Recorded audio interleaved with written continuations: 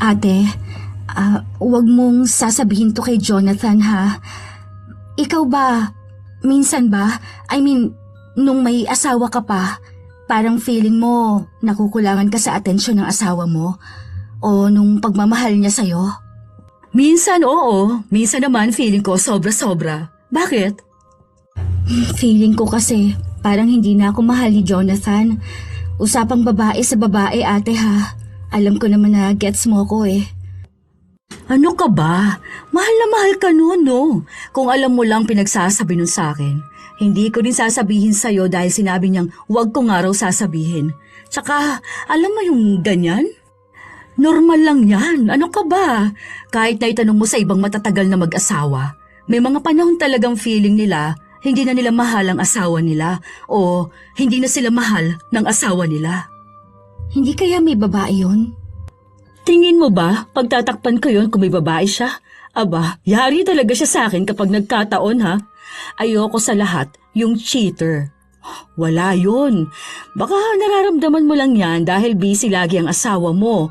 O kaya, baka kasi nakukuha kong ibang atensyon niya. Kaya pasensya ka na ha.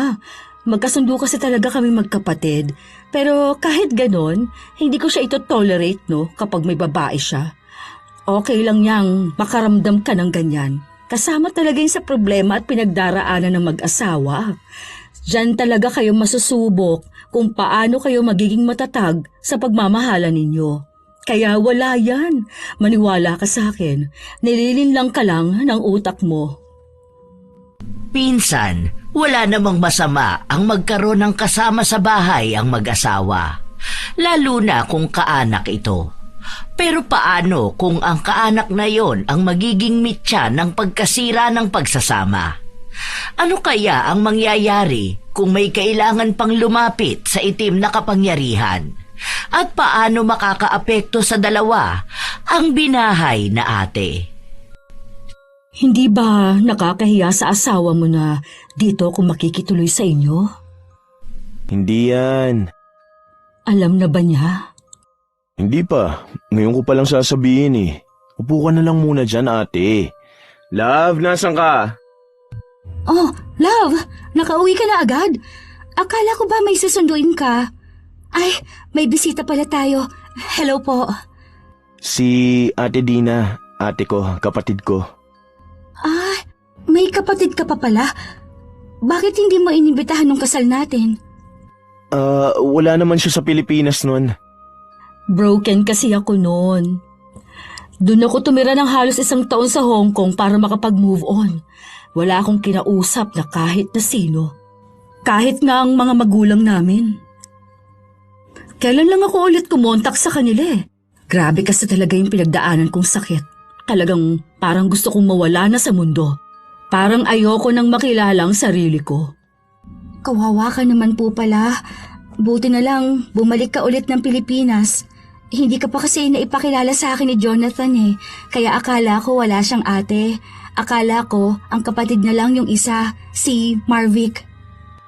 Nagsabi ako na may kapatid ako ah. Hindi lang natin masyadong kinilala yung pamilya natin dahil nag-focus tayo sa isa't isa. Imagine, 3 months pa lang tayo, nagpakasal na agad tayo. Sa bagay, tama ka nga naman. Welcome home pala ate. Buti na lang po bumisita ka dito sa amin. May pakisuyo nga ang ate. Kung okay lang ba daw sa'yo na dito na lang muna siya tumuloy. Hindi pa kasi naayos yung bahay na binili niya eh. Ayaw niya naman dun kina mama. Dun nakatira yung ex niya eh. Ah, sige, ayos lang. May 1 kwarto pa naman dyan. Pwede naman siya dun. Teka ha, ayusin ko lang pala.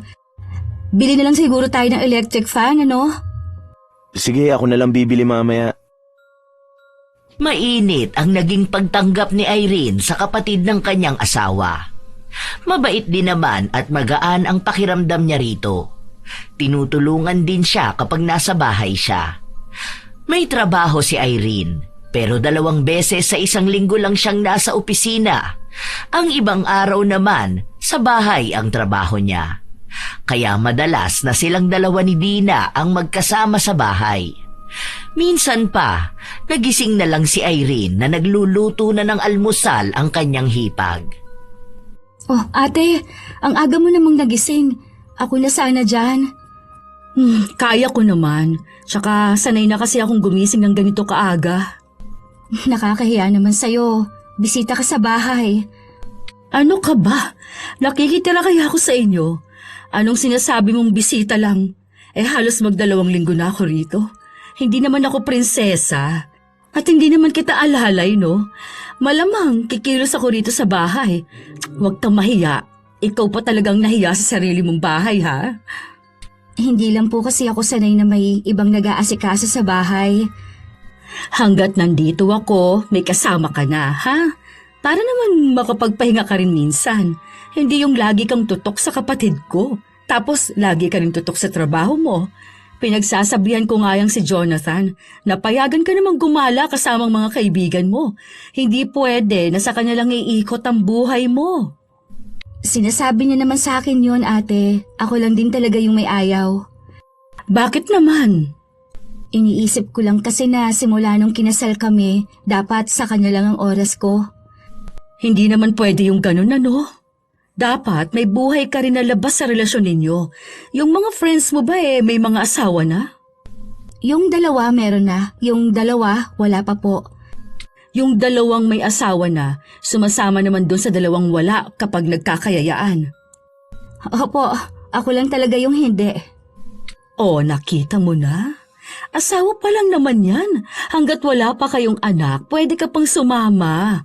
Kung si Jonathan nga ay lumalabas kasama ng mga kaibigan niya, tapos ikaw ano, ayaw mo? Subukan mo rin para naman hindi ka manawa agad sa buhay may asawa. Nakukumbinsi ni Dina si Irene na sumama sa mga kaibigan nito. Noong una, medyo nag-aalangan pa siya. Pero hindi nagtagal, natutunan na rin niyang tama nga rin dapat na sumama siya. Minsan pa kasi na nagyaya ang isa sa mga kaibigan ni Irene. Walang pasok sa trabaho si Jonathan. Ate, hindi ko alam kung paano ako magpapaalam. Kapag day off kasi ni Jonathan, kaming 2 talaga yung laging magkasama. Araw-araw na nga kayo magkasama. Nakatira naman kayo sa iisang bahay. Hindi ko pa nasubukan na magpaalam sa kanya kasi nagaya yung isa kong friend doon nga sa bahay nila kasi mag-isa lang din siya. Bale, kaming 5 ang nandun. Tapos mga bandang 8 p.m. pa kami makakauwi. Magsabi ka na sa asawa mo. Sige na, papayag yan. Kapag hindi pumayag, isumbong mo sa akin. Yari sa akin yan. Sinubukan nga ni Irene na kausapin ang kanyang asawa. Pero kami lang naman ang nandun. Talagang 5 lang kami. Bakit nagpapaliwanag ka pa, love? Okay lang naman sa akin lumabas ka kasama sila. Saka mga kaibigan mo naman yun. Baka mamaya sabihin nila kaya hindi ka nakakasama sa kanila dahil hindi kita pinapayagan. Saka may tiwala naman ako sa'yo Mga 8 p.m. na kami nun makakauwi. Sunduin na lang kita. Ay, anong oras ba? Ihatid na lang pala kita. Day off mo pa naman. Paano yung plano natin? Yung mga kaibigan mo, bihira lang magsabi at magyaya sa'yo. Yung plano natin, pwede naman yun hanggang sa susunod ko pang day off Hindi naman mawawala day off ko. Sige na, pag nag-enjoy ka dun, magiging masaya rin ako. Matutulog na lang ako. Basta sabihan mo ako kung anong oras kita susunduin, ha? Thank you, love. Masaya si Irene dahil simula nung ikinasal sila, yun lang ulit ang araw na magkikita-kita sila ng mga kaibigan niya. Masaya ang araw nila. Nagkwento siya ng tungkol sa pagsasama nila ni Jonathan. Hanggang sa isa sa mga kaibigan niya na may asawa ang nagbahagi ng karanasan niya tungkol sa panloloko. Swerte pa rin pala talaga ako sa asawa ko. Ni minsan hindi ko yung nakita na nagloko o tumingin man lang sa ibang babae. Awang-awa si Irene sa kaibigan niya. Hindi niya alam kung paano niya patatahanin sa pag-iyak. Hanggang sa sumapit na ang gabi, sinundo na rin siya ng kanyang asawa. Alam mo, love, si Carol, nagloloko yung asawa niya. Grabe naman, may isa na silang anak, di ba? Mala fairy tale pa yung wedding nila. Oo nga Hindi ko alam bakit may mga lalaki na nagloloko. Mga hindi masaya sa buhay nila. I mean sa sarili nila.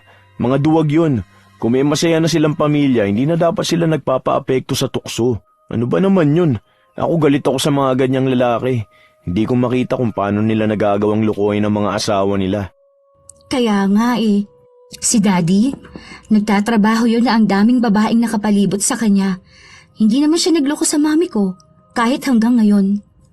Kahit naman si Daddy, nasa mag-asawa talaga yan kung anong pipiliin nila. Kung maglolo ko ba sila?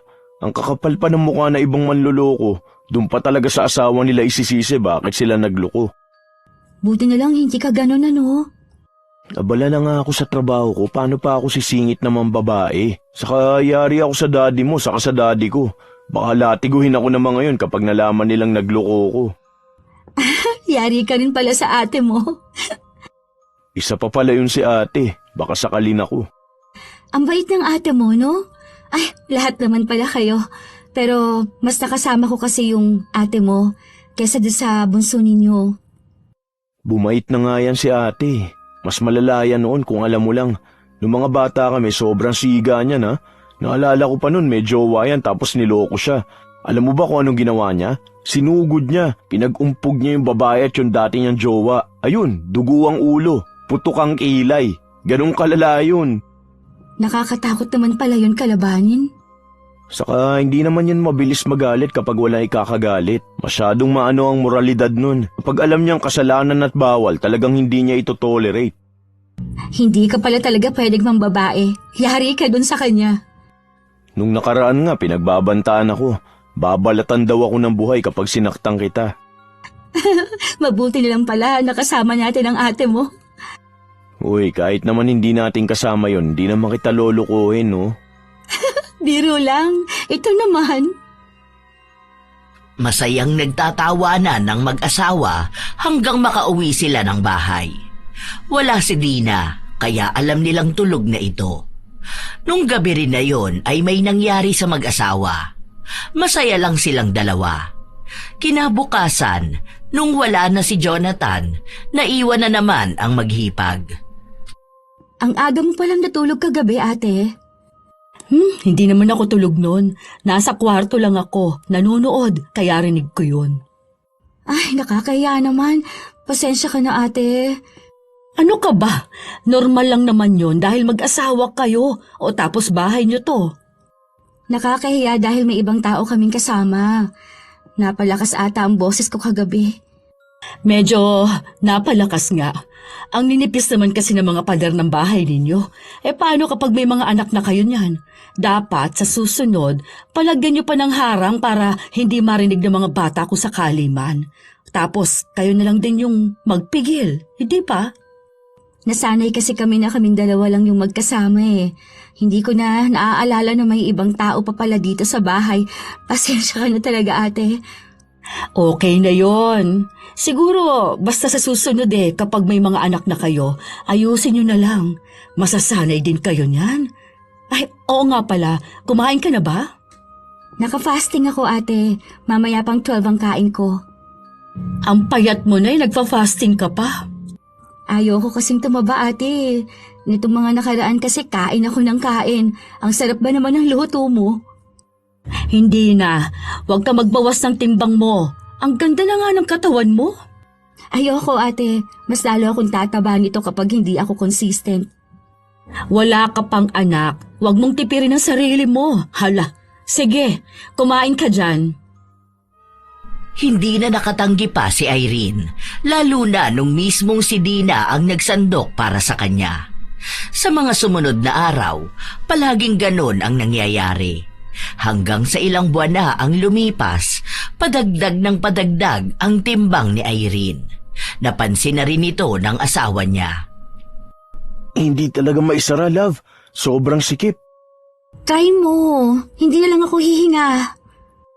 Hindi talaga kaya. Baka mamaya masira pa tong damit kapag pinilit mo. Kapag kumain tayo mamaya dun sa dinner party, baka bigla matanggal tong zipper. Maghanap ka na lang na ibang damit. Ito pa naman yung gusto ko. Kaso nga hindi kasya. Baka may iba kang medyo maluwag. Wala na nga eh. Hiram ka kaya kay ate. Ang taba ko na kasi, no? Bakit kasi nagpakataba ka? Akala ko ba nagda-diet ka? Nahihiya naman kasi ako kay ate. Kapag sinabi kong ayokong kumain, nagluluto naman siya. Baka mamaya bigla yun magtampo kapag tumanggi ako. Si ate, ang payat na niya ngayon. Iyon nga yung napansin ko. Buti pa si ate, no? Ang bilis niyang pumayat. Sasama ba siya sa atin mamaya? Oo, kasi dalawa kayong inilista ko ron eh. Nahihiya tuloy akong sumama. Kahit na anong pilit ni Irene, hindi niya talaga maisuot ang damit na gusto niya. Paano nga naman niya magagawa yon kung pinataba na siya ng hipag? Habang si Dina, mas numipis at naging balingkinita ng katawan. Para bang nagkapalit sila ng hubog. Ate, baka may damit ka dyan na pwede kong magamit? Pili ka na lang dyan. Ano yung hawak mo? Ito nga dapat yung susuotin ko, kaso hindi naman nakasya sa akin. Pwede ko bang sukatin? Ay sige lang ate, hanap muna ako ng pwede kong maisuot. Nagkasya kay Dina ang damit, kaya hiniram na lang niya. Hindi man maamin ni Irene na naiinggit siya, yon ang nararamdaman niya. Para sana sa kanya ang magandang damit na yon, pero hindi kaya ng katawan niya. Habang ang mga damit ni Dina, hindi niya gusto ang estilo. Masyado kasing simple at ayaw niya ng ganon. Hindi bagay para sa kanya. Pero wala siyang magagawa. Anong oras na at magsisimula na ang handaan sa trabaho ng asawa. Pagpunta nila ron, si Dina ang naging agaw atensyon. Nagagandahan sa suot niyang damit, habang nagmukhang alalay si Irene. Hindi pa naman siya sanay sa ganon. Kaya nung umuwi sila, iyak siya ng iyak. Ang pangit ko na. Sobra. Bakit ba ang taba ko? Hindi ka naman pangit, love. Hindi naman pangit ang mga matataba eh. Kahit na, hindi ako sanay sa ganito. Love, gusto kong pumayat ulit. Ikaw ang bahala. Mag-diet ka na lang kung gusto mo. Tanong mo kay ate kung anong paraan ginagawa niya. Kaso kasi, luto ng luto si ate mo eh. Kausapin mo na lang. Siguro naman maiintindihan niyang gusto mo magpapayat, di ba? Kung titingnan, hindi naman ganon kataba si Irene. Sadyang hindi lang siya sanay na ganon tumaas ang timbang niya. Isa siya sa mga babaeng kahit na hindi naman sobrang laki ng katawan, basta may dagdag timbang, iisipin ng hindi katanggap-tanggap. Nasanay kasi siya noon na payat lang siya. Walang umbok sa tiyan at nakakasuot ng mga hapit na damit. Kaya sinubukan niya ulit magpapayat. Ano ka ba naman? Bakit hindi mo inubos to? Ayoko na po ate, nakaka-calorie deficit ako. Ano ba naman yung mga imbento mo na ganyan? Nagpapapayat kasi ako ate, hindi ako pwedeng sumobra sa kain. Ayoko sa katawan ko. Hindi ka naman sobrang taba. Bakit? May problema ka ba sa mga matataba?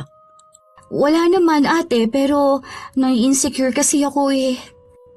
Hindi yan. Magtatampo talaga ako kapag hindi mo to kinain. Ako pa naman nagluto niyan. Habang niluluto ko yan, iniisip ko na magugustuhan mo, tapos ayaw mo pala? Pasensya ka na ate ha, ayoko na talaga. Simula sa pagtanggi ni Irene, doon na rin ang araw na tila ba nagkaroon ng agwat sa kanilang dalawa ni Dina.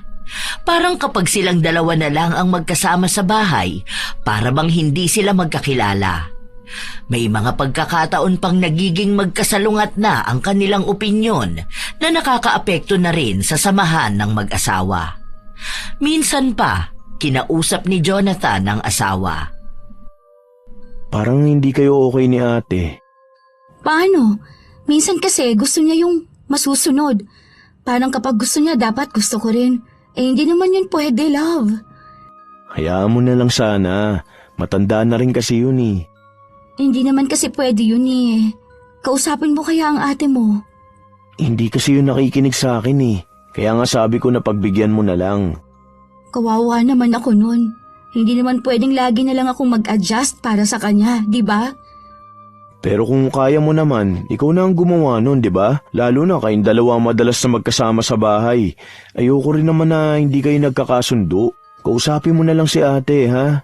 Mabait naman yun eh. Kaso lang minsan kasi hindi mo yun maintindihan dahil nga ang daming pinagdaraanan sa buhay. Yung sa edad niyang yan, wala pa siyang asawa. Sige na nga. Ako na lang ang magpapakumbaba sa kanya. Kahit na hindi rin sanay si Irene na unang humingi ng tawad, lalo na kung alam naman niyang wala siyang nagawang mali, siya ang unang kumausap sa hipag. Nagkaayos ulit silang dalawa. May napag-usapan lang sila na kapag ayaw ni Irene, wag na lang siyang pilitin, para naman daw hindi na sila magkagulo.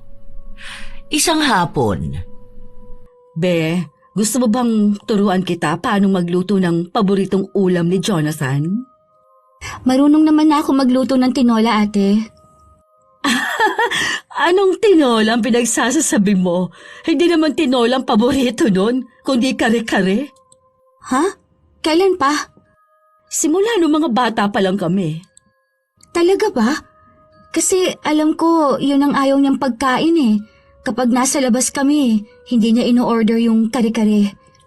Malamang, hindi niya kasi gustong luto ng iba.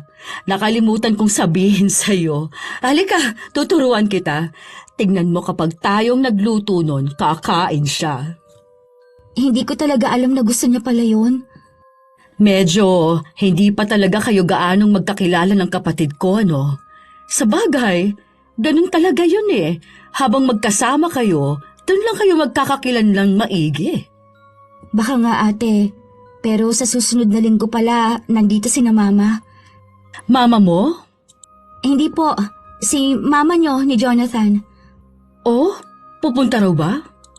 Hindi niyo po ba nakakausap? Mahina raw lagi signal nila doon. Alam mo naman signal doon sa Bicol. Kaya nga, nung nakaraan tinawagan ko sila, hindi ko makausap ng maayos. Ang hina sobra eh. Tapos si Jonathan nakausap niya, putol-putol pa. Pero pupunta nga raw dito. Ah, sige. Ang tagal ko na nga rin hindi sila nakikita eh. parang kahit nasabihin nyo ni Dina, tila ba hindi ramdam na gusto nga niyang makasama ang mga magulang niya. Nagpatuloy ang mga oras hanggang sa natapos sila sa pagluluto. Pagod na pagod noon si Irene, kaya nagpaalam na muna siyang matutulog. Anong oras na rin noon at malapit nang umuwi ang asawa niya. Nagpapagising na lang siya kapag dumating si Jonathan. Ngunit noong nagising siya, tapos nang kumain ang dalawa. Gising ka na pala, love. Kain ka na. Anong oras na ba? Bakit hindi niyo man lang ako ginising? Ang sarap ng tulog mo eh. Pagod na pagod ka kaya hindi na kita ginising. Ang sarap ng ulam. Siya talagang nagluto niyan. Talaga ba? Ang galing naman talaga ng asawa ko na yan. Ang sarap mo magluto ah. Natuto ka na agad kay ate. Ako lang mag-isa kakain yan? Oo, tapos na kami. Magsha-shower lang din ako. Si ate matutulog na yata. Okay lang, wala namang hugasin sa kusina. Nahugasan ko naman lang lahat yun. Eat well, love. Hindi kumibo si Irene pero sobrang sama talaga ng loob niya. Hindi niya akalain na kumain si Jonathan nang hindi man lang siya hinihintay. Gusto pa naman sana niyang makita ang reaksyon ng asawa sa luto niya. Tapos ang mangyayari, siya lang ang mag-isa sa kusina. Kaya kahit na kaninang umaga lang siya kumain, hindi niya tinikman ang ulam. Naluluha na siyang bumalik sa higaan nila. Naghihintay na baka suyuin siya ng asawa. Oh, ang bilis mo naman yata kumain, love. Konti lang ba kinain mo? Diet ka na naman? Pumayat ka na nga, oh. Hindi ako kumain. Fasting ka? Wala akong gana. Baka dahil dun sa iniinom mo. Yung para hindi ka magutom o kaya hindi ka nagkikrave. Yun ba? Hindi kumibo si Irene. Ipinaparamdam niya sa asawa na masama talaga ang loob niya. Pero wala itong pakialam sa kanya. Humiga lang si Jonathan matapos nun ay humihilik na agad. Ni hindi man lang tiningnan kung maayos ba talaga siya. Kaya naiyak na lang siya. Hanggang sa magising sila kinabukasan, hindi pa rin nawawala ang sama ng loob niya. Akala niya kapag naitulog niya yon, magiging maayos na siya. Pero hindi pala. Mas lalo pang ang sumama ang loob niya noong mas nakikipagtawanan pa si Jonathan kay Dina kaysa sa kanya. Tara na dito, Irene. Hindi ka pala kumain kagabi? Eto na, yun na to. Hindi ako kumakain ng kare-kare. Ayoko niyan. Ganon? Hindi maganda sa diet mo? Baka mag-itlog lang ulit siya mamaya. Sige, akin na lang pala ito. Huy, pengi ako Huwag mo yung kainin lahat, Dina. Ang dami mo na kayang nakain kagabi. Akin na lang to, no? Akin na lang. Kuha ka lang konti. Ang kulit naman. Akin nga yan. Nakatulala lang si Irene. Para siyang wala roon. Para bang nararamdaman niyang hindi na siya kailangan ng asawa niya. Kaya umiyak na naman siya sa loob ng kwarto nila. Walang pasok sa trabaho si Jonathan, kaya nasa bahay lang siya. Ni hindi man lang ito pumasok sa kwarto nila para hanapin siya. Parang mas masaya pa nga na hindi siya kasama. Hanggang sa sumapit na ang tanghalian, walang gana si Irene, kaya hindi siya pinilit ng asawa na kumain. Hapon na lang noong napansin ni Jonathan na hindi siya lumalabas ng kwarto. Masama ba ang pakiramdam mo? Doon ka na sa labas. Hayaan mo na lang ako rito. Ano bang problema mo? Ano nangyari? May nagawa ba akong mali? Talagang tinanong mo pa? Bakit? Ano ba yun? Hindi mo alam? Hindi mo naman sinasabi sa akin Paano ko malalaman? Hindi mo na ako mahal. Hay, ano bang pinagsasasabi mo? Mahal kita dahil asawa kita. Na hindi mo man lang alam na masama ang loob ko. Nung isang gabi, kumain ka na hindi mo ako gustong makasabay. Mas okay pa sa'yo kumain ako mag-isa. Tapos kaninang umaga at tanghali na hindi mo ako inaaya. Ano ba ako sa bahay na to? Baka dapat ako na lang ang umalis. Akala ko kasi nagda-diet ka. Kahit na, dapat kahit pa alam mong nagda-diet ako, aayain mo pa rin ako. Ganun sa ginagawa mo noon. Kaso ngayon, parang ayaw mo na ako makasama Sabihin mo lang, uuwi na lang muna ako kina mama. Huwag ka na magtampo. Hindi ko lang talaga alam. Si ate kasi yung kasabay ko Mas gusto mo pang makasabay ang ate mo kaysa sa akin Hindi naman sa ganun. Close kasi kami nun Huwag ka na magselo. Sorry na. Hayaan mo, simula ngayon sasabayan na kitang kumain. Kahit na nilalambing na siya ng asawa, hindi niya ramdam ang sinseridad na para bang napipilitan lang ito. Pero iniisip ni Irene na baka siya lang ang nag-iisip ng ganon. Baka hindi lang siya sanay na may kahati siya sa atensyon ng asawa kahit sabihin pa na kapatid ito. Hanggang sa lumipas ang ilan pang mga linggo, parang may kakaiba siyang nararamdaman. Hanggang sa humingi siya ng payo sa hipag. Ate, huwag mong sasabihin to kay Jonathan ha. Ikaw ba? Minsan ba? Nung may asawa ka pa, parang feeling mo nakukulangan ka sa atensyon ng asawa mo o ng pagmamahal niya sa'yo? Minsan, oo. Minsan naman feeling ko sobra-sobra. Bakit? Feeling ko kasi parang hindi na ako mahal ni Jonathan Usapang babae sa babae, ate ha. Alam ko naman na gets mo ko. Ano ka ba? Mahal na mahal ka nun, no? Kung alam mo lang ang pinagsasabi nun sa akin, hindi ko rin sasabihin sa'yo dahil sinabi niyang huwag ko nga raw sasabihin. Tsaka, alam mo yung ganyan, normal lang yan, ano ka ba? Kahit na itanong mo sa ibang matatagal ng mag-asawa, may mga panahon talaga na feeling nila hindi na nila mahal ang asawa nila. O hindi na sila mahal ng asawa nila. Hindi kaya may babae yun? Tingin mo ba, pagtatakpan ko yon kung may babae siya? Aba, yari talaga siya sa akin kapag nagkataon Ayoko sa lahat yung cheater. Wala yun. Baka nararamdaman mo lang yan dahil busy lagi ang asawa mo. O kaya baka dahil nakukuha ko ang ibang atensyon niya. Kaya pasensya ka na ha. Magkasundo kasi talaga kaming magkapatid. Pero kahit ganon, hindi ko siya ito-tolerate kapag may babae siya. Okay lang yang makaramdam ng ganyan. Kasama talaga yan sa problema at pinagdaraanan ng mag-asawa. Diyan talaga kayo masusubok kung paano kayo magiging matatag sa pagmamahalan nyo. Kaya wala yan. Maniwala ka sa akin. Nililinlang ka lang ng utak mo. Paano kasi? Parang nung mga nakaraan, lagi siyang busy. Hindi naman yun ganun noon eh. Iniisip ko na baka may babae yun sa work niya. Baka naman may pinag-iipunan yun kaya sobrang busy. Gusto mo bang samahan kitang alamin kung may kabit ang asawa mo? Baka naman isumbong mo ko sa kanya. Tutulungan ba kita kung balak lang din naman kitang isumbong? Sure ka ba, ate? Oo naman. Sino pa bang magtutulungan? Kahit naman kapatid ko yon, hindi naman ako papayag na magloko siya, no? Ang galing naman niya. Lagot talaga siya sa akin. Magkakampi tayo rito. Dahil doon, napalagay na ang loob ni Irene. Alam niyang hindi magloloko ang asawa niya dahil mismong kapatid ni Jonathan ang kakampi niya. Hindi natuloy na bumisita ang mga magulang ni na Jonathan dahil nagkasakit ang tatay nito. Nagpadala na lang sila ng pera, kaya silang tatlo pa rin ang magkakasama. Ilang linggo pa ang lumipas, wala naman silang nakikita o nababalitaan na may kinakatagpong ibang babae si Jonathan.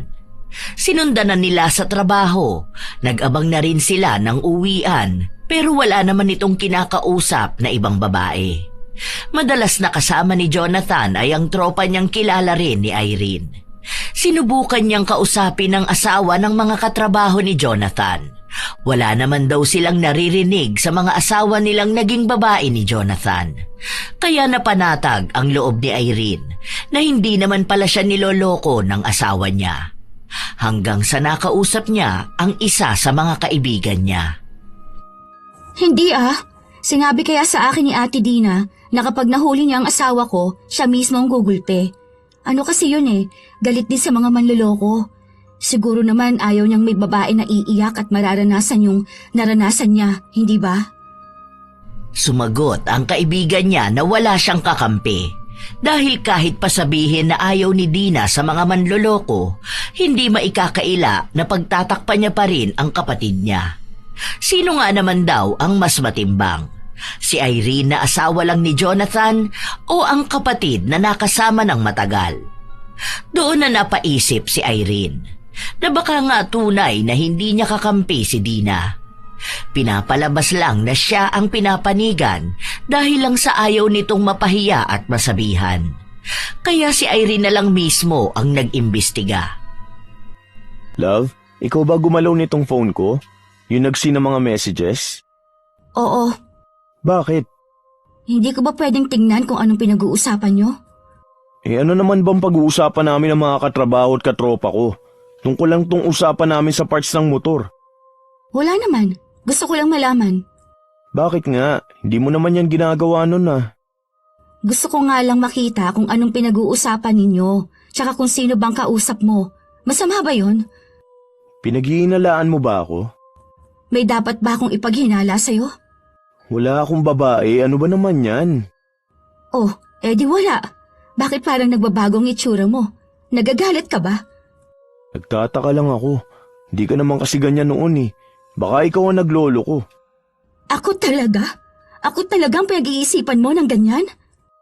Bakit ako rin ang pinag-iinalaan mo? Alam mo naman na bahay at trabaho lang ako. Ang sabi nila kung sino nag-iinala, siya yung gumagawa. Hindi ako manloloko. Oh, mas lalo naman ako.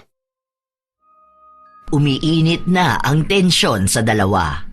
Kaunti na lang ay magsisigawan at maglalabasan na sila ng mga hinaing nila. Mabuti na lang ay pumagitna sa kanila si Dina para lang palamigin ang tensyon sa mag-asawa. Ikaw, Jonathan, doon ka sa kwarto nyo. Ayusin mo yung tono ng pananalita mo, ha? Asawa mo ang kausap mo. Bakit kasi ako pagbibintangan sa kasalanang hindi ko naman ginawa? Hindi naman kita pinagbibintangan ah. Masama na ba yung tingnan ko ang cellphone mo? Oh, oops. Tama na yan. Ano ba naman kayo? Hindi kayo magkakaintindihan yan kung parehas kayong mainit ang ulo. Sige na, dumistansya na muna kayo sa isa't isa. Ako nang kakausap muna sa inyo, ha? Nagtatalo pa kayong dalawa. Malas sa bahay ninyo ang ganyan. Kapag nasimulan na ang awayan, tuloy-tuloy na yan. Oh, ha? Huwag ka na magsalita, ha, Jonathan? Ang unang kinausap ni Dina ay ang hipag. Pero bago niya yun ginawa ay binigyan niya muna ng oras si Irene para makahinga. Gusto niyang makausap ito ng hindi galit para maging maayos ang magiging usapan nilang dalawa. Ilang oras lang din, napansin na niyang kumakalma na si Irene, kaya kinausap na agad ito ni Dina. O ano, pwede na? Pasensya ka na ate. Ano ba kasing pinagtatalunan ninyong dalawa? Okay lang naman kayo Basta ate, alam ko na. Tungkol na naman sa babae. May nakita ka ba? wala naman. Paano kasi? Tinitingnan ko lang naman ang cellphone niya, nagalit na agad siya. Asawa naman ako, di ba? Hindi ko ba pwedeng gawin yon? Bakit yung ibang asawa, ginagawa naman yun? Alam mo, hindi naman porket ginagawa ng ibang asawa gagawin mo na rin. Iba naman kayo ng asawa mo, no? Tsaka, bigyan nyo ng privacy ang isa't isa. Ikaw ba? Pinakikialaman ba niya ang cellphone mo? Hindi. Oh, hindi naman pala. Iisa ang ibig sabihin nun. May tiwala siya sa'yo, kaya nagagalit ang asawa mo dahil ikaw mismo yung walang tiwala sa kanya. Hindi ka pa rin ba naniniwala na walang babae ang asawa mo? May nararamdaman kasi ako ate. Hindi ko lang matumbok. Alam ko talaga na meron Hindi ko alam kung paano ko patutunayan.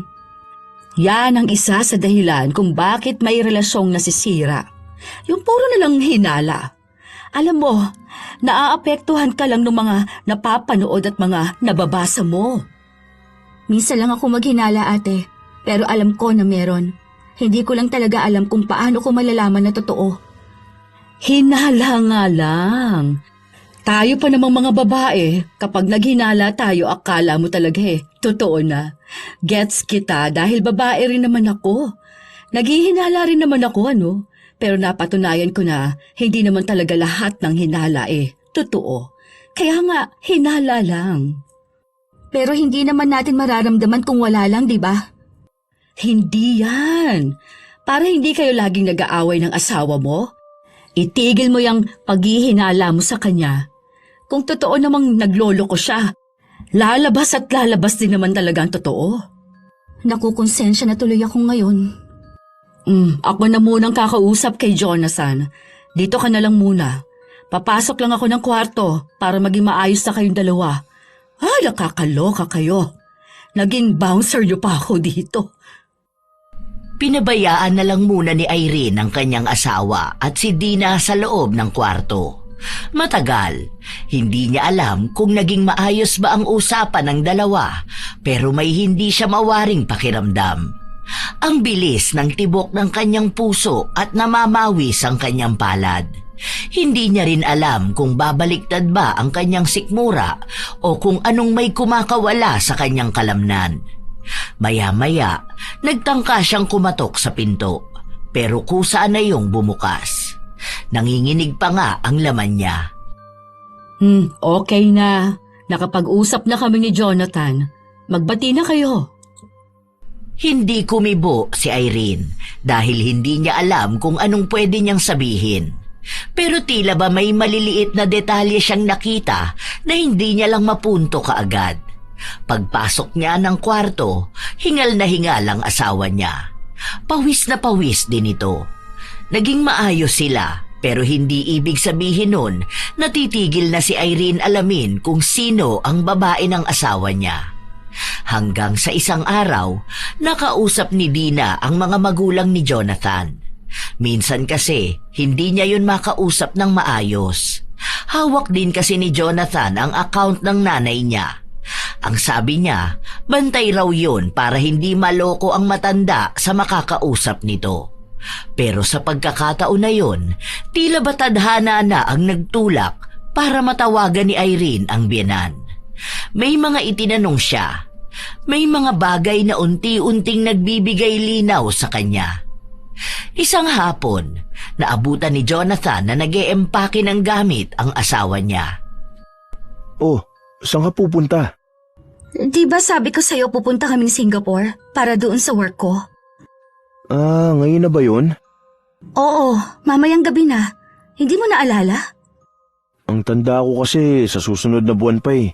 Sana sinabi mo sa akin para natulungan kita mag-empake. Hindi, okay na. Kaya ko naman to. Ang dami mo namang binitbit. Para namang hindi ka na uuwi niyan. Marami ba yan? Pang 3 days nga lang yan. Sapatos lang yung mukhang nagparami dito. Ah, sige, mag-iingat ka ha. Hatid kita sa airport. Oo, sige. Para hindi na rin ako mag-commute. Nakausap mo pala si mama kanina? Nangumusta lang siya. Tapos nagtanong kung kailan sila pwedeng bumisita rito. Sabi ko, pagbalik ko na lang galing ng Singapore. Yun lang? Oo, yun lang. Saglit lang naman usapan namin eh. Kita mo naman doon mga wala pang 1 oras. May meeting din kasi ako na hinihintay nun, kaya ayun, hindi ko masyado nakausap. May pagsisinungaling sa sinabi ni Irene. Yun ang unang pagkakataon na nagsinungaling siya sa kanyang asawa. Pangalawa lang ang pagsabi niyang pupunta siya ng ibang bansa kahit na ang totoo nun, hindi talaga siya aalis. Paraan niya para makumpirma ang isang bagay. Noong nasa airport na sila, hinintay niya munang makauwi ang asawa niya bago siya nagpunta sa hotel. Iniwan niya ron ang gamit niya, saka siya nagpunta sa bahay nila. Habang nasa biyahe siya, hindi mawari ang panginginig ng kanyang katawan. Para na siyang naluluha sa galit o sa sakit. Naghahalo na, hanggang sa nakauwi siya. Sa likod ng bahay siya dumaan. May susi siya kaya hindi siya makakaabala sa kung sino man ang nasa loob ng bahay. Doon na bumungad sa kanya ang kababuyan na ginagawa ng tinuring niyang magkapatid. Buti na lang mas sulit kapag andito tayo sa bahay niyo. Hindi na nagtatago. Sana nga magtagal pa si Irene sa Singapore para kahit papano pwedeng araw-araw to. Ikaw? Nagdagigil ka na naman sa akin Gusto ko talaga yung mga galaw mo. Yung sa asawa ko ang boring. Kung hindi lang yun mabait at maganda ang trabaho, naku, hihiwalayan ko na yun. Ikaw na lang ang pipiliin ko. Nagpakasal ka naman kasi kagad. Hindi ko naman alam na may gusto ka pala sa akin nun eh. Saka, mas matanda ka kasi sa akin. Alam mo ba, gusto ko yung mas matanda sa akin. Pero ang tanga ng asawa mo, no? Matalino naman sana siya, pero hindi niya kinumpirma kung magkapatid ba tayo. Hindi niya alam na binahay mo na ate yung kalaguyo mo mismo. Mabilis kaya yung maniwala kapag ako nagsabi. Paano kapag nalaman niya? Hindi yan. Sa kami ate naman talaga ako eh. Di na ang pangalan nun. Kaso lang pinsan na ate. Walang kontak dun si na mama kaya baka pag sinabi nung nakasama ko ate ko na si Dina, maniniwala mga yun. Inampon yun nila mama nung bata pa kami. Kaya lumalabas na parang nakakatanda akong kapatid. Kaya pala Dina ang sinabi mong pangalan ko. Ang talino mo talaga ha? Naisahan mo pa yun. Para mas exciting ang buhay natin dito, di ba? Kapag wala ang asawa ko, pwede tayo. Kahit naman nandyan siya, hindi mo naman ako matitiis. Nung nakaraan nga, natutulog siya Pumuslit ka pa sa kwarto ko. Kaya nagrereklamo yun Parang wala nang nangyayari sa inyo Sa'yo palang ubos na lakas ko Nanginginig na sa galit si Irene. Pinamukha sa kanya ang lahat ng kasinungalingan ng dalawa. Ang taong inakala niyang kapatid ni Jonathan, ang taong hinahanap niyang kalaguyo nito. Halos mag-iisang taon na siyang pinaglalaruan ng dalawa. Galit na galit siya pero hindi niya sinugod ang dalawa. Umalis siya ng bahay. Kahit na ang umiyak, hindi na niya magawa. Dahil ang alam niya lang, gusto niyang makapaghiganti. Kung ginawa siyang tanga ng dalawa, dapat lang din siyang makipaglaro ng taguan sa kanila. Hindi pagganti ng panloloko sa asawa niya, kundi ang mas higit na galit na pwedeng bumalik sa dalawa. Habang wala siya, alam niyang masaya si Dina at Jonathan. Nanggigigil na siya, pero pilit niyang nilalabanan ang emosyon. Alam niyang kapag emosyon ang pinanigan niyang magdesisyon, matatalo siya. Bilang wala rin siyang kayang gawin para sa mabilisang pagganti, ginawa niyang lumapit sa taong kayang gumamit ng itim na kapangyarihan. Noong natapos sila sa paggawa ng ritual, bumalik siya sa bahay nila na para bang wala siyang alam. Ang asawa niya pa ang kunwaring sumundo sa kanya. Ano, kumusta naman kayo ron? Ganun pa rin naman. Nakapag-close lang agad ng deal. Kayo, kumusta naman kayo sa bahay? Okay naman kami ni ate. Masarap ba? Ha? Yung pasalubong kong pagkain, hindi mo na kasi binitawan eh. Oo. Ganito sana ipapabili ko sa'yo kaso lang hindi ko na nasabi. Paano mo kasi masasabi nagmamadali ka ng umuwi? Parang mas atat ka pa sa bahay. Hindi may nahabol kasi akong palabas noon. Nagtatampo ka ba? Hindi, biro ko lang yon. Hanggang sa makauwi sila, pigil na pigil pa rin si Irene na sabihin sa dalawa kung ano ang alam niya. Nandidiri na siya sa asawa niya na kahit tabihan niya, halos ayaw na niya. Hindi niya rin alam kung paano niya titingnan si Dina. Isang babae na minsang inakala niyang maituturing niyang nakatatandang kapatid na nagpapayo sa kanila. Nawala na siya ng respeto sa dalawa. Lumipas ang ilang mga araw at linggo. Napapansin niya ang kakaibang hawak ng dalawa sa isa't isa. Harap-harapan siyang niloloko. Dati hindi niya yun napapansin. Dati, akala niya kapag ganun, gawain lang talaga ng magkapatid. Ngayon, alam na niya kung anong ibig sabihin ng mga tinginan, ng mga asaran at ng mga haplos. Para bang wala silang kakaba-kaba, na hindi nga sila mahuhuli sa mga pinaggagawa nila. Minsan nga, binibigyan na lang ni Irene ng oras ang dalawa para naman masulit na nila ang kawalangyaan nila bago sumapit ang mga parusa nila.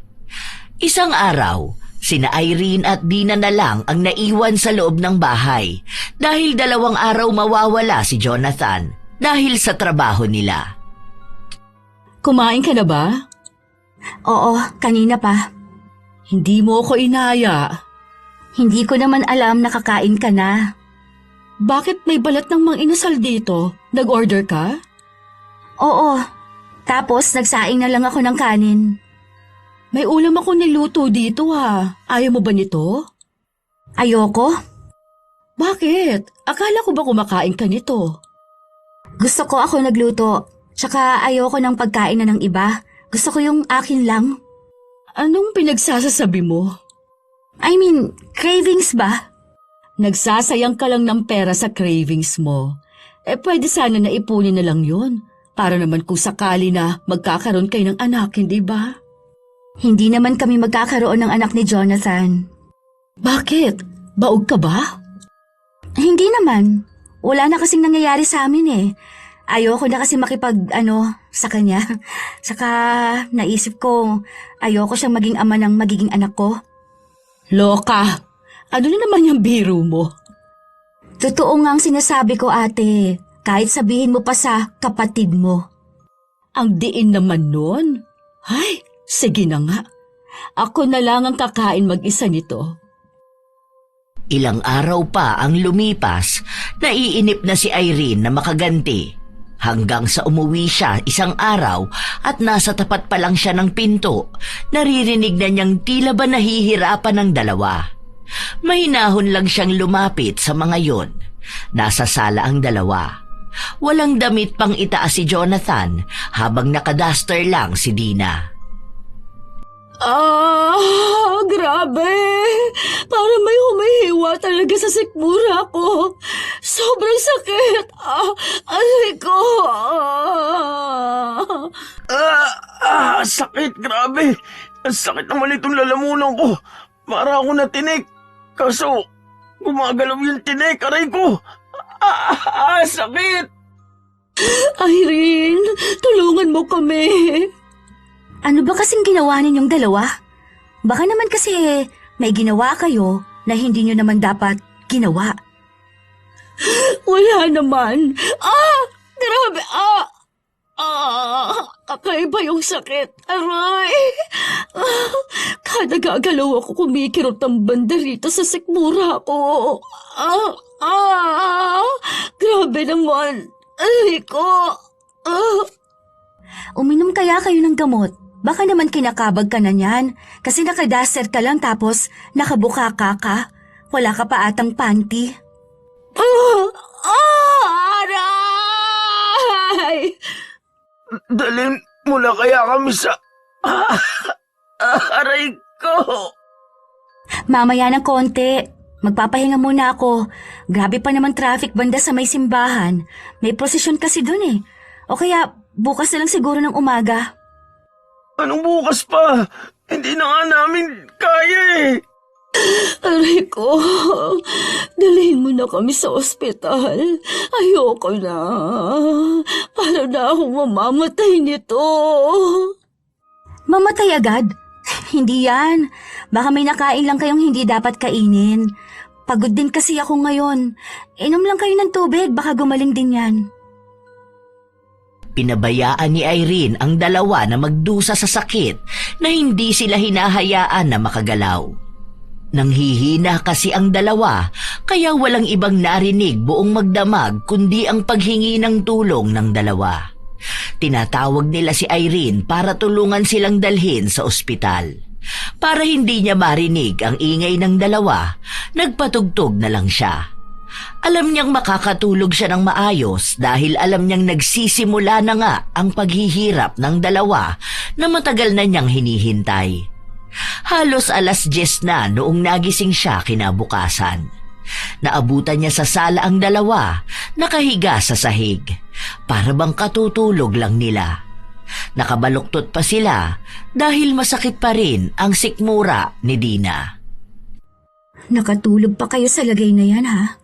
Teka lang, dapat magising kayo. Sinadya ni Irene na ibagsak ang mga kaldero para lang makagawa ng ingay. Hindi nga siya nagkamali. Nagising ang dalawa. Maya-maya pa, nakita niyang bumangon ang mga yon.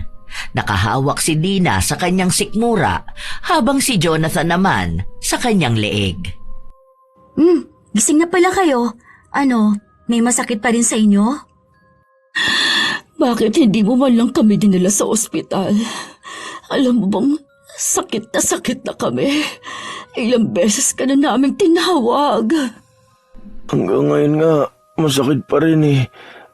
Nawala na ako ng boses. Nung nakatulog na kami, nag-ingay ka naman. Hindi ko naman sinasadya yun.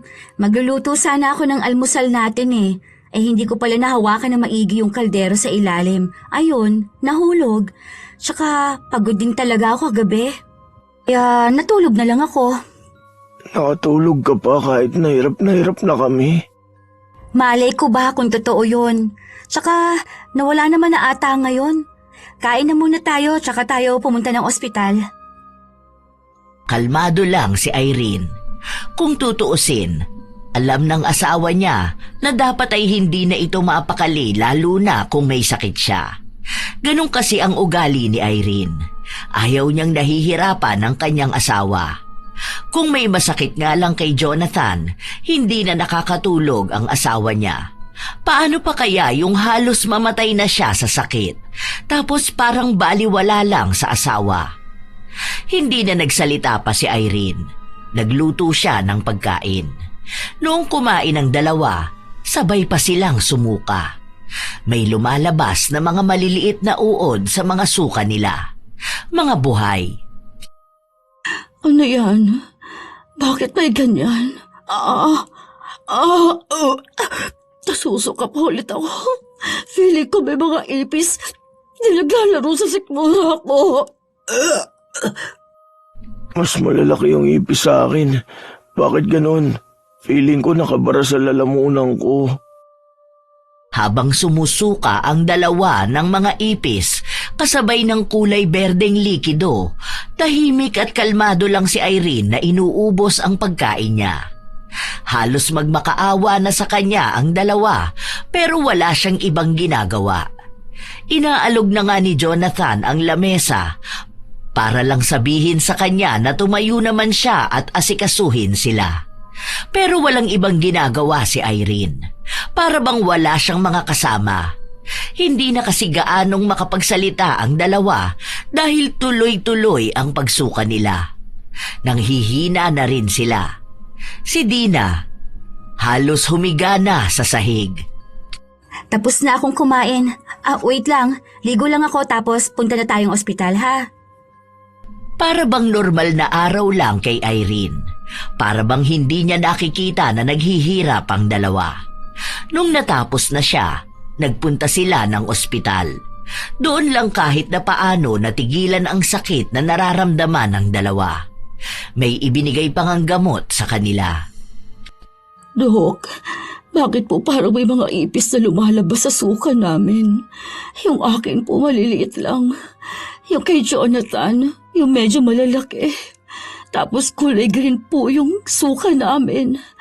Talagang nagkalat sa bahay yung mga ipis. Totoo po yun, Dok. Kahit itanong niyo pa sa asawa ko. Pasensya na po kayo, Dok.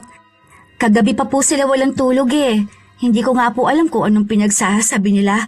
Pero baka po dala na lang din yun ng sama ng pakiramdam nila.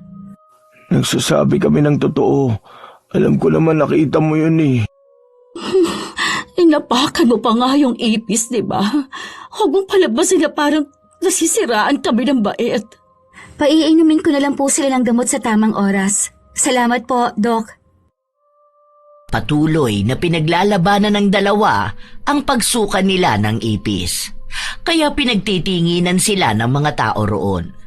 Tanging si Irene na lang ang nag-udyok sa dalawa na umuwi na. Dahil kung ayaw nila, iiwan silang dalawa at uuwi siyang mag-isa. Mabuti na lang ayaw din ng dalawa na hindi sumabay sa kanya. Habang nasa sasakyan sila, humihilab na naman ang sikmura ni Dina. Huwag kang susuka sa kotse ko. Ikaw ang paglilinisin ko.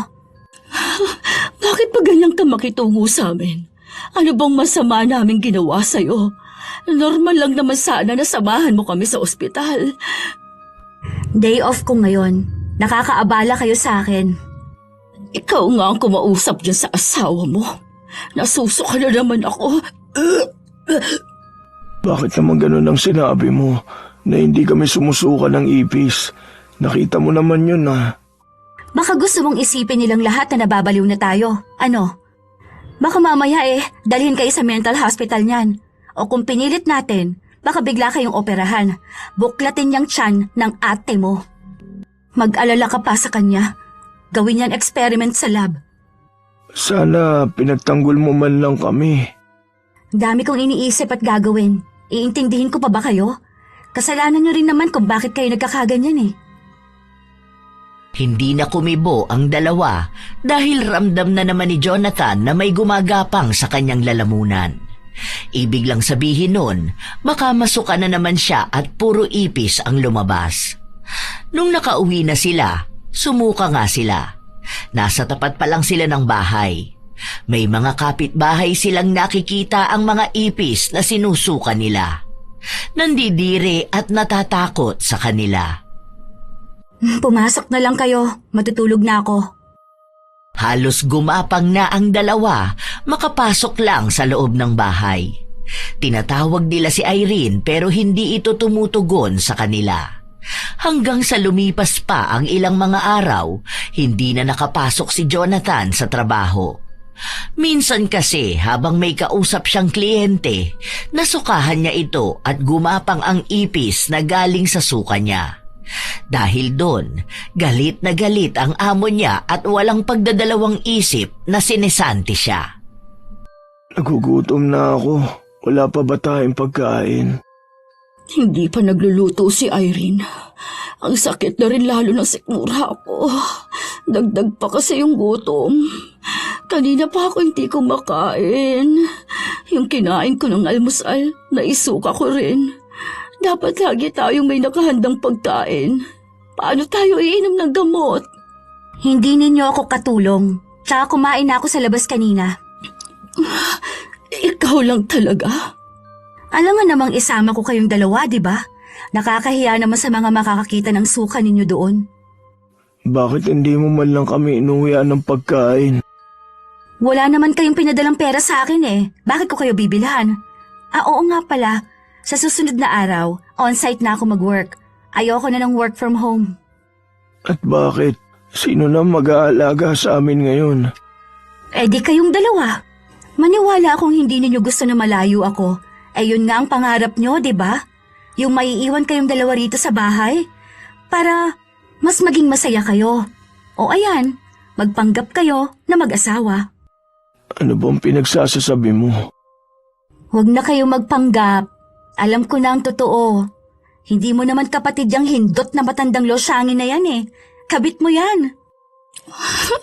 Ano bang... Oh, magsisinungaling ka pa kasi. Ayan, nasaktan ka na naman. Grabe, sumasakit na naman ang lalamunan ko. Parang inihiwa.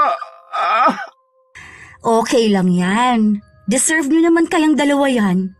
Alam nyo ba kung bakit sinasamahan ko pa rin kayo kahit na alam ko na ang totoo? Dahil dyan, gusto kong malaman kung ano nang nangyayari sa inyo. Kung paano kayo maging hirap na hirap sa buhay. Wala ka bang puso? Ako ang walang puso? Talaga ba, Jonathan? Kung wala akong puso, mas wala kang kaluluwa. Isipin mo yon. Ipinakilala mo sa akin ang ate mo kunwari. Pero inuwi mo pala ang kabit mo. Nagpapanggap kang mahal na mahal mo ko, na loyal ka sa akin, yun pala, harap-harapan mo kong tinatarantado. Ginawa ninyo akong tanga, di ba? Sinong hindi magagalit doon? Kaya ngayon, damahin ninyo kung anong ibig sabihin ng galit ko. Hindi ako aalis hanggat hindi ko nakikita na nagdurusa kayong dalawa. Bakit kailangan mo pa kaming panoorin na masaktan? Dahil yon ang gusto ko. Patas lang tayo. Gusto niyo akong makita nun kung paano maghirap, di ba? O ngayon, kayo naman ang panonoorin ko. Mas masaya yon sa part ko dahil makakabawi na rin ako sa inyo. Ang sakit. Ito na naman. Parang inahalo kayang bitok ako.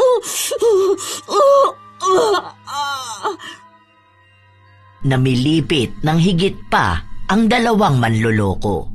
Nakatayo lang si Irene habang pinapanood kung paano magdusa ang dalawa na halos yakapin na ang sahig sa sobrang sakit na kanilang nararamdaman.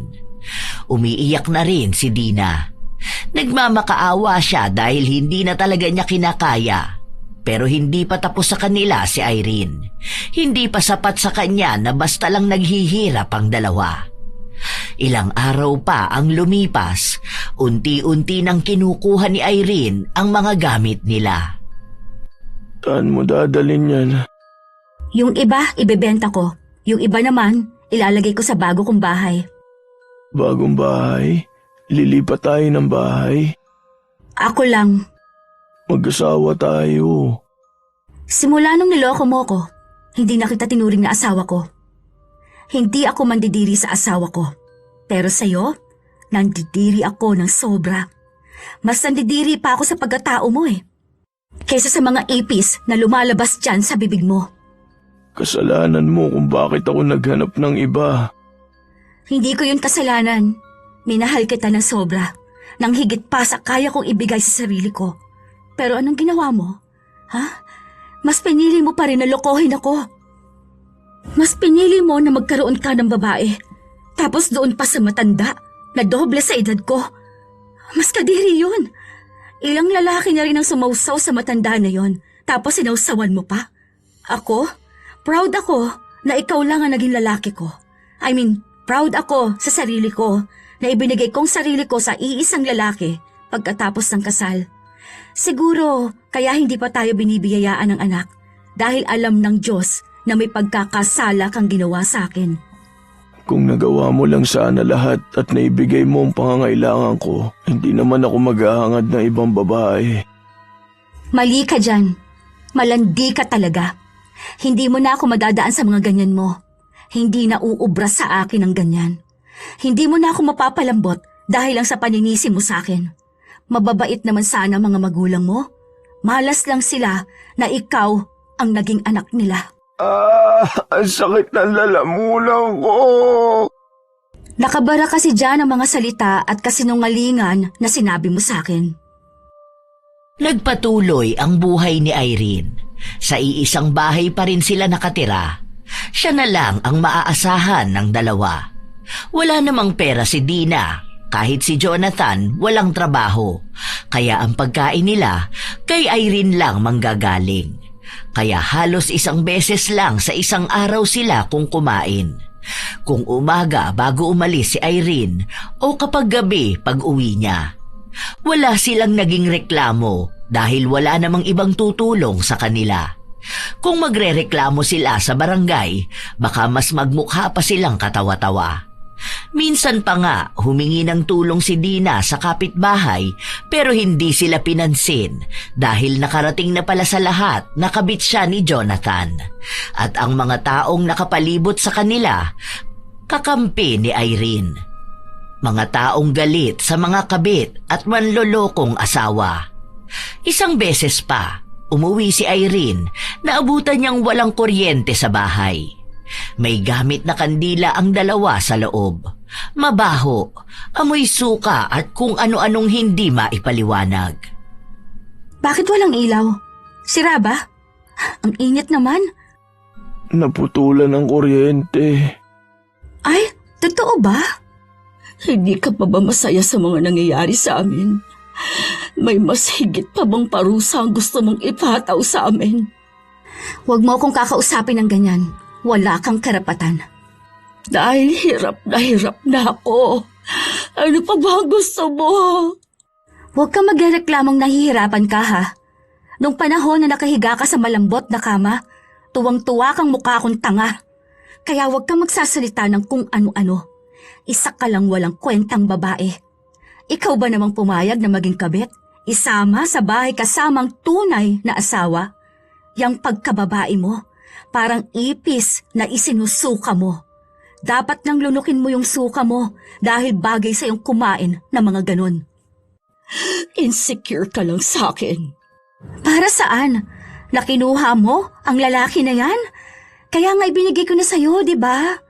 Kayo na nga ang magkasama rito sa bahay. Kayo na nga ang mag-asawa, di ba? Oh, alam mo kasi na mas magaling ako sa'yo. Wala na ako dyan sa pagalingan na yan. Pinaka-boring na part ng buhay kong pakikipagtalik sa lalaki na yan. Kaya kahit na wala na siya, mabubuhay ako. Ikaw ang may pinakamalungkot na buhay rito. Kasama ka ba naman magduse? Kumain ng tira-tira ko.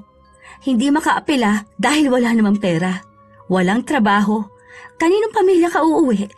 Hindi ka naman mahal ng mga magulang mo. Kaya ka nga kumabit dahil akala mo yon ang ibig sabihin ng pagmamahal. Paano mo nga naman malalaman kung anong tunay na pagmamahal sa hindi?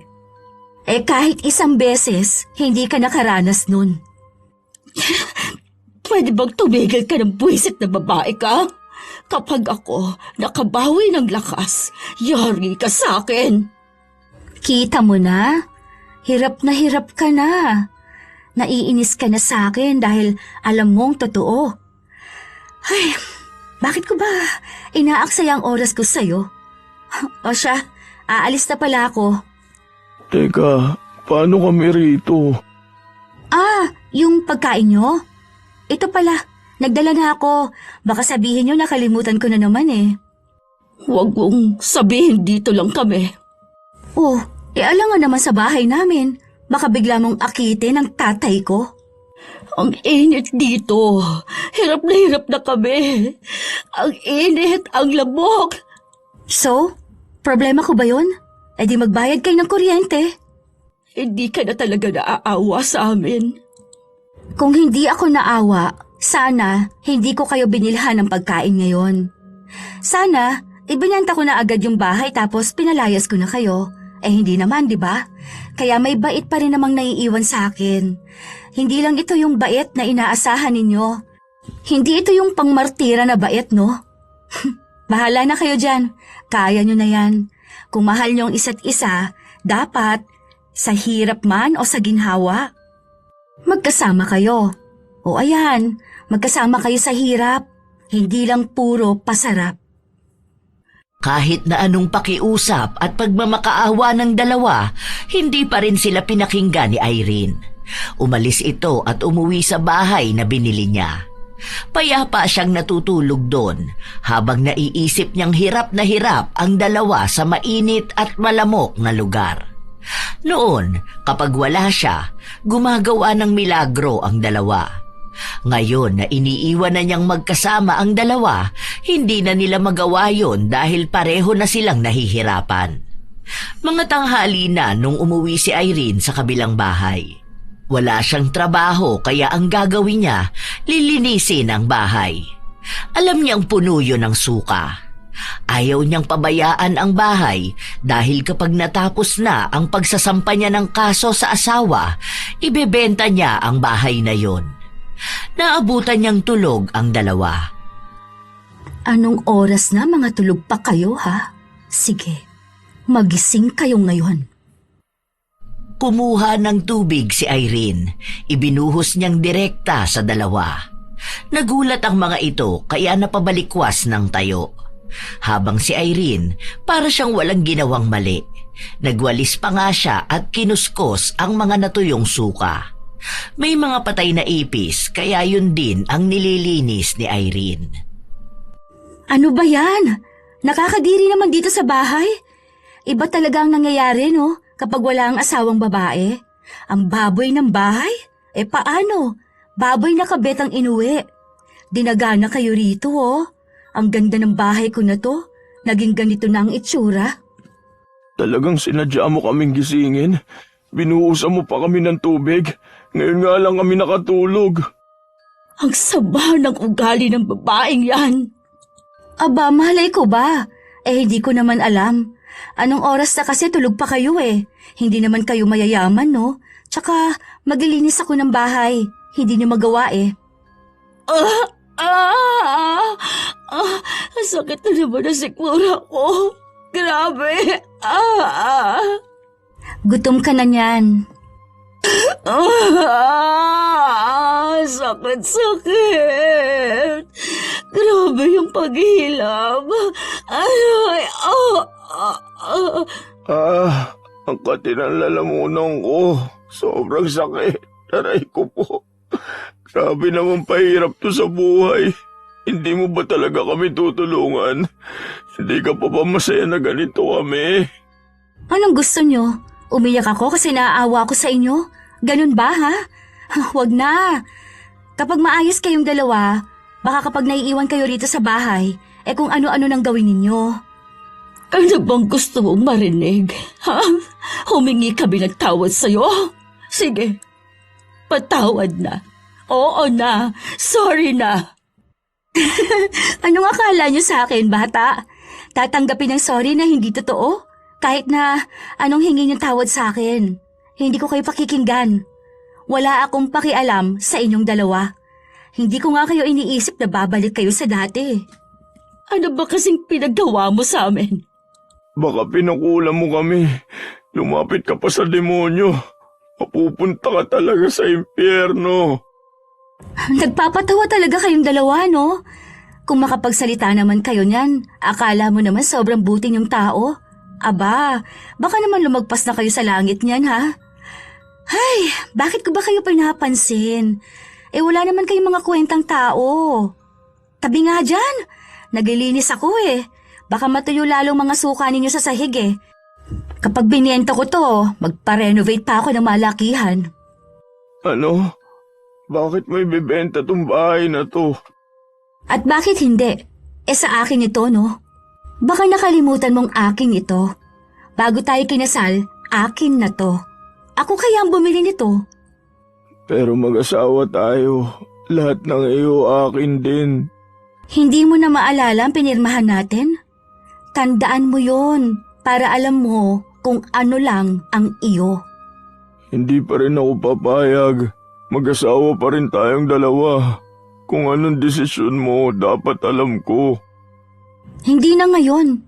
Dahil nilalakad ko ng annulment nating dalawa. Ayoko na maging asawa ka, no? Hindi na ako papayag na bit-bit ko pa rin ang apelyido mo. Malapit na yon, tsaka malapit ka na rin palang makulong. Nagsampa kasi ako ng kaso sa'yo eh. Malinaw lahat ng ebidensya. May mga kuha ako ng video, pictures, mga convo ninyo at yung mga statement ng mga kapitbahay natin na inuwi mo at binahay mo ang kabit mo. Pasok yun sa adultery. Ay ikaw babae naman, mapapalayas ka rin. Ewan ko saan ka mapupunta. Bahala ka na sa buhay mo. Matanda ka na eh. Maghanap ka na lang ng ibang lalaki na pwede mong pikutin. Hindi ka naman maibabahay ng lalaki na to sa kulungan eh. Yun lang ang masasabi ko sa ngayon. Hintayin nyo na lang ha. Kumbaga, araw-araw nyong sulitin ang isa't isa. Dahil baka isang araw, hindi na kayo magkita. Bakit mo ba ito ginagawa sa amin Ganun ba kalaki ang kasalanan ko? Isang beses lang ako nagloko sa'yo. Hindi ko nga alam kung ginawa mo rin to sa akin eh. Baka nga ako lang yung nahuli mo para lang maging malinis ka sa paningin ng iba. Hindi pa ba sapat yan na dahilan para gawin ko to sa inyo? Yang kakapala ng mga pagmumukha niyong ganyan, ha? Ano bang gusto mong gawin namin? Hihingi ako ng tawad sa'yo. Luluhod pa ako basta wag mo na lang ituloy ang gusto mo. Sige, magbabago na ako kung yun talaga ang gusto mong gawin ko. Paalisin ko si Dina dito sa bahay. Magsimula tayo ng bagong buhay. Kasama naman ang tukso sa pagsasama ng mag-asawa eh. Nasa atin naman na yung kung paano natin ilalaban ang kasal natin, di ba? Huwag ka nga magpatawa. Paano akong gagawa ng bagong buhay kasama ka? Kung ayaw na nga kitang makasama pa. Isa pa, hindi na nga kita nakikita na magiging asawa ko. Kapag nakatingin ako sa'yo, para ka lang basura sa mga mata ko. Kung babalikan kita, parang sinabi mo na lang na pumulot ako ng basura. Ayoko nun. Kapag natapos na tayo, ibig sabihin nun, tapos na tayo. Kapag nakipaghiwalay ako, totoo na yon. Hindi yun pag-iinarte lang. Kaya itong action na ginagawa ko, totoo at seryoso na ako. Paano na yung pangako na binitiwan natin sa altar? Hindi naman ako ang may kasalanan kung bakit hindi natin yun napanghawakan, di ba? Ako ba ang nagkasala? Pero ikaw naman ang unang sumuko eh. Ikaw ang hindi nagpatawad. Yun ang pinakamabigat na kasalanan. Mas mabigat naman ang pakikiapid.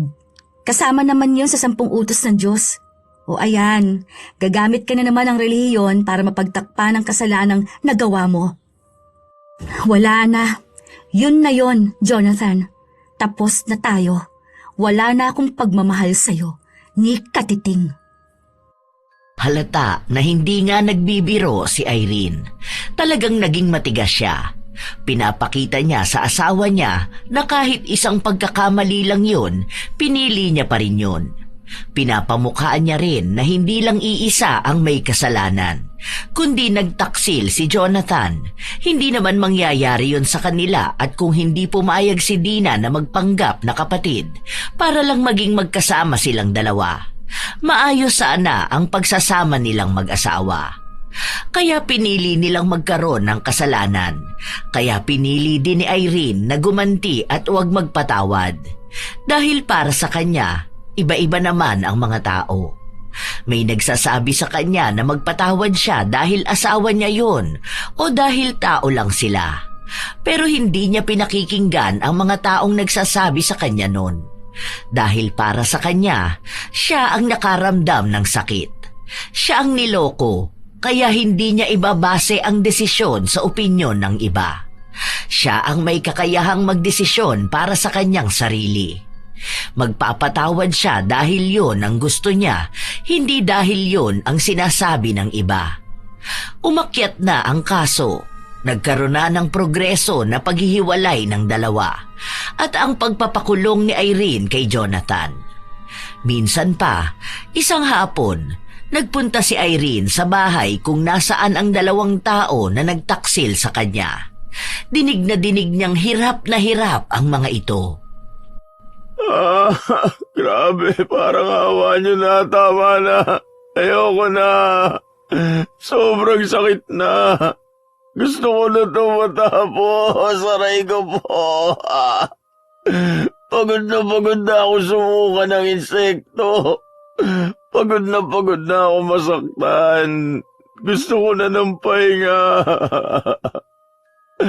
Kung papatayin niyo man ako, ngayon na lang. Huwag niyo na akong pahirapan pa ng ganito kalala. Ayoko na.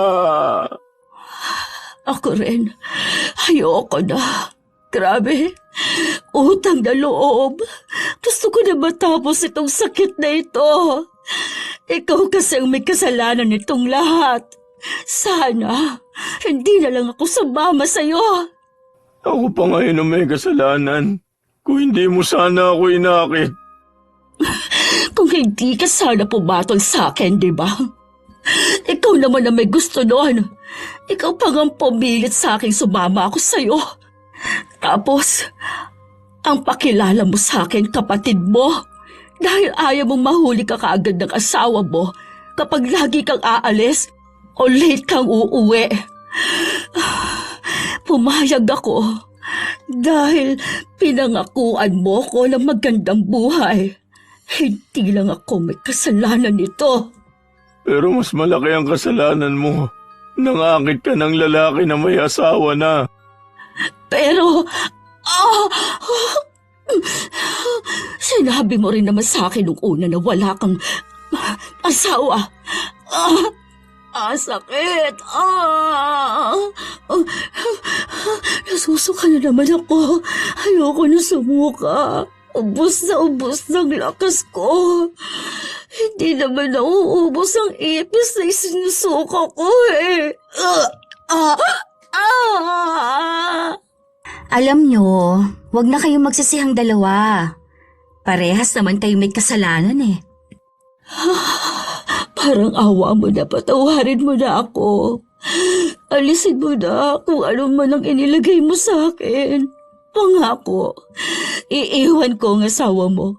Kung alam mo lang kung paano ako nagsisisi sa mga nagawa kong mali. Gusto kong magkaroon ng bagong buhay. Parang awa mo na.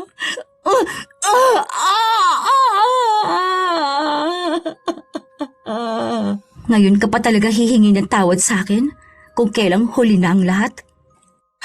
Dahil ngayon ko lang napagtanto kung anong maling nagawa ko. Kaya sana mapatawad mo ako. Parang awa mo na.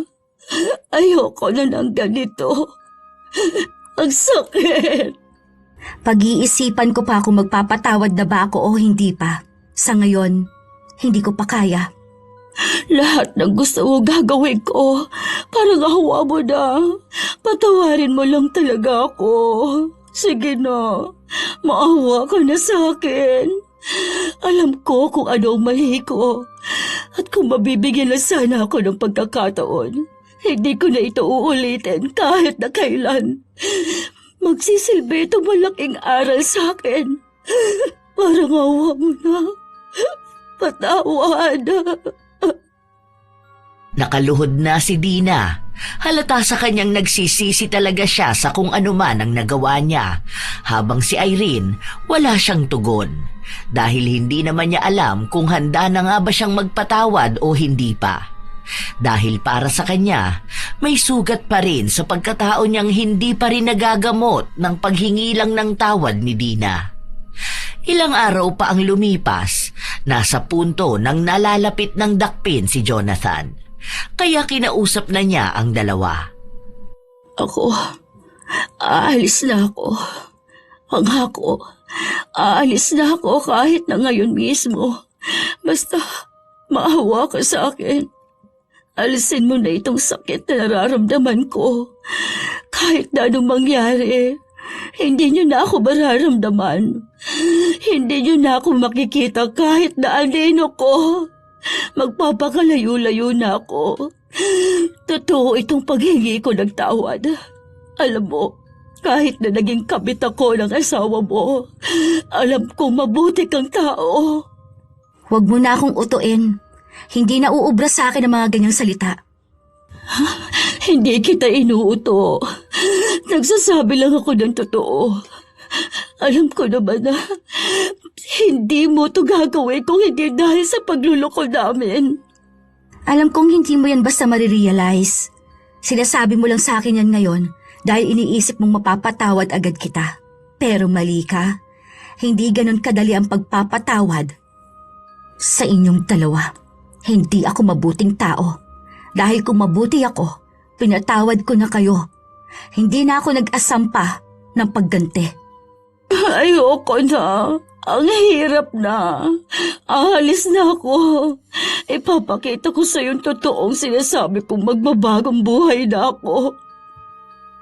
Hindi na nagsalita pa si Irene. Tiningnan niya lang si Dina. Mukhang totoo nga ang sinabi nito. Hindi na siya nagdalawang isip na lumabas ng bahay. Kahit na hinang-hina na siya. Kahit na mukha na siyang kawawa at nanggigitata ang damit dahil sa dumi ng mga natuyo niyang suka, lumabas siya. Ang akala nga ni Irene, palabas lang lahat ng yun. Napag-usapan ng dalawa para lang mapaniwala siya. Hanggang sa halos 1 linggo nang hindi niya nakikita o nararamdaman si Dina. Hindi niya alam kung saan na ito napadpad o kung buhay pa ba. Hanggang sa isang beses, si Jonathan na ang kumausap sa kanya. Nung naiwan ako rito mag-isa, ang dami kong napagtanto. Ang dami kong pagkukulang sa iyo bilang asawa. Sana mapatawad mo pa ako. Katulad ng sinabi ko sa kabit mo, hindi ko alam kung kaya ko pang magpatawad. Alam kong kaya mo pa. Hindi na ako hihiling na magkabalikan tayong dalawa. Ang hiling ko lang maging masaya ka na sa buhay mo nang wala ako. Patawad. Sana dumating na ang araw na makaya mong makalaya sa sakit. Alam kong makukulong na ako. Huwag kang mag-alala. Hindi naman ako magmamakaawa sa iyong huwag gawin yon. Dahil tanggap ko na. Tinanggap ko nang dito na matatapos ang lahat sa atin. Mabuti kang babae, mabuti kang asawa. Ako ang may mali, ang may kulang, ang nagkasala. Ang hiling ko lang, sana dumating ang araw na magpatawad ka. Hindi para sa akin kundi para sa sarili mong paglaya. At sana makakilala ka ng totoong lalaki na magiging tapat sa pangako niya. Hindi na nakapagsalita pa si Irene. Hindi niya alam kung puno pa ba ng galit ang puso niya o unti-unti na rin niyang nararamdaman na hindi na siya masaya sa pagganti niya. Na baka nga oras na rin para magpatawad siya. Pero alam niyang kailangan niya pa ng oras. Nakulong si Jonathan habang ang bahay nila naibenta na nga ng tuluyan. Simula noon, hindi na ulit sila nagkitang dalawa. Bago umalis ng bansa si Irene, pinatanggal niya ang barang. Tila ba bigla niyang naisip na sapat na ang pagdurusa ng dalawa. Hindi na niya kailangan pang magpataw ng barang dahil minsan ang pinakamalupit na parusa ay ang katotohanan na magiging mag-isa at malungkot at miserable na ang buhay ng taong gumawa ng masama sa kanya. Hanggang sa kasalukuyan, wala na siyang naging balita sa dati niyang asawa at sa naging kabit nito. Hindi na rin niya iniisip kung magkakabalikan ba ang dalawa na yon dahil lahat ng sakit at galit niya ay pinaubayanan niya sa langit. Humingi na rin siya ng tawad na mas pinanigan niyang lumapit sa kadiliman para sa paghihiganti. Ngayon, maayos na ang buhay ni Irene sa ibang bansa. Hindi na siya bumalik ng Pilipinas at hindi niya alam kung may balak pa ba siya. Wala pa naman siyang asawa o kasintahan dahil mas kinikilala niya ang sarili niya. Mula sa paghilom niya hanggang sa muling pagkaramdam ng pagmamahal. Kailanman, hindi magiging masaya ang buhay ng mga taong minsang nanira ng tiwala ng kanilang asawa.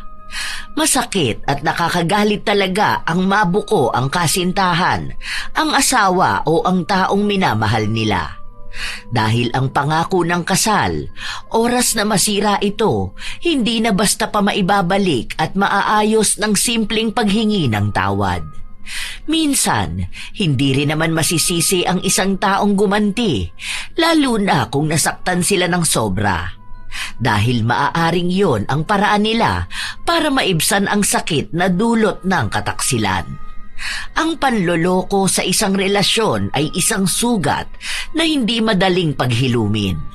Kapag ang isang asawa ay piniling manloko, hindi lamang isang tao ang nasasaktan. Nasasaktan ang tiwala, ang mga pangako at ang mga pangarap na sabay nilang binuo. Ang tiwala ay parang salamin.